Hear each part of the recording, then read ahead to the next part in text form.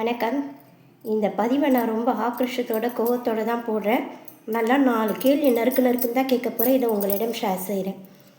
நேற்று கோயம்புத்தூரில் விளையாடிட்டு இருந்த ஒரு குழந்தைய சாக்லேட்டை கொடுத்து பக்கத்து வீட்டுக்காரன் கூட்டிகிட்டு போய் அந்த குழந்தைய கெடுத்து கொன்று இருக்கான். அவங்க சித்தி கதறி பேட்டி கொடுக்குறத பார்க்கும்போது மனசே வருத்தமாக இருக்குது. கண்ணு கலங்குது, பார்க்க முடியல. எல்லா நியூஸ்லேயும் இப்போ அதுதான் ரொம்ப வருத்தமாக இருக்குது. அந்த குழந்தை முகத்தை சிதைச்சு கல்லால் கழுத்தெல்லாம் எலும்பெல்லாம் உடச்சி முதுகு எலும்பெல்லாம் உடஞ்சிருக்கு.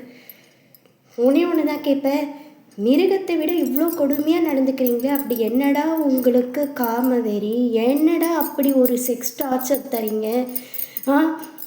ஒரு வெயில் காலத்தில் கரண்ட் இல்லைன்னு மாடியில் புருஷன் பொண்டாட்டி குழந்தையா தூங்கினா 6 மாதம் குழந்தைய தூக்கிட்டு போயிட்டு கற்பழித்து கொள்றீங்க. 5 வயசு குழந்த, 10 வயசு குழந்த. ஏன்டா குழந்தைங்கள கூட குழந்தைங்களா பார்க்க மாட்டீங்க? அப்படி என்னடா காமவெறி உங்களுக்கெல்லாம்? மிருகத்தை விட மோசமாக இருக்கீங்க. எந்த மிருகமே இப்படி காமத்தை வச்சு ஒரு மிருகத்தை கொன்னது இல்லைடா. அதுங்க ஏன்டா மிருகத்தை விட இவ்வளோ கேவலமாக இருக்கீங்க?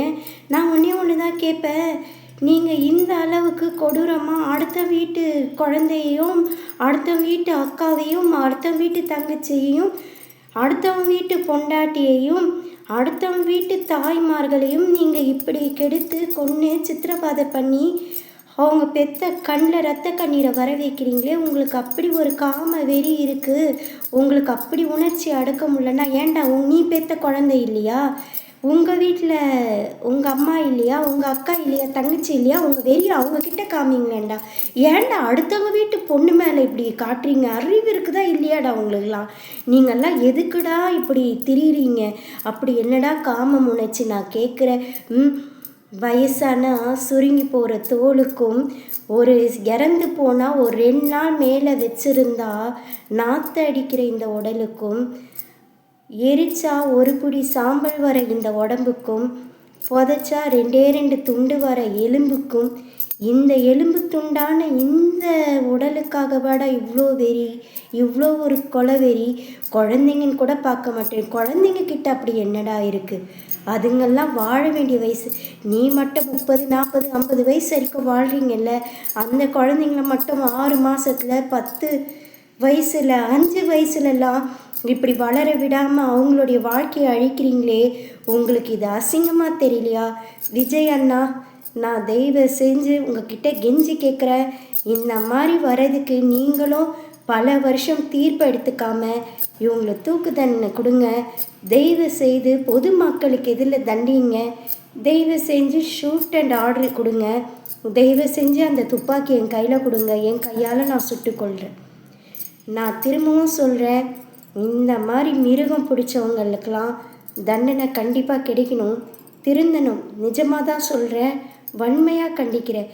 இப்படி ஒரு அசிங்கமான செயலை செய்ய மனசு வருது? மிருகமாடா நீங்கள்லாம்? வேண்டா ஒரு பொண்ணை உங்களால் கூட பிறந்த அக்காவா, ஒரு கூட பிறந்த தங்கச்சியா, உங்களை பெற்ற ஒரு தாயா, உன்னுடைய ஒரு குழந்தையா உங்களால் பார்க்க முடியலன்னா தயவு செஞ்சு நீங்கள்லாம் உயிரோடு இருக்காதீங்க. நாட்டுக்கு சாபக்கேடு, உங்கள் குடும்பத்துக்கு பிடிச்ச சனி.